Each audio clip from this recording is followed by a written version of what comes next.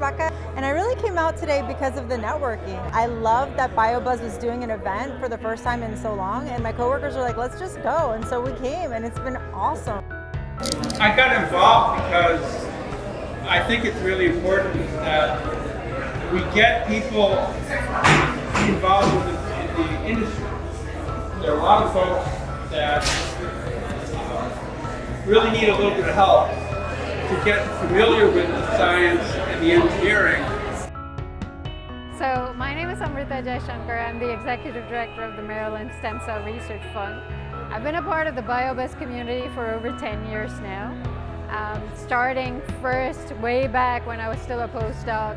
And since then I've been a part of several BioBuzz events, one of which led to my current position. So my first BioBuzz event has been amazing. I did not expect this size of a turnout. There's so many people here from different companies, and I think I've really enjoyed it. So thank you for putting it together. I talked to a guy at NextCure, I didn't know that they actually use the assays that my company produces.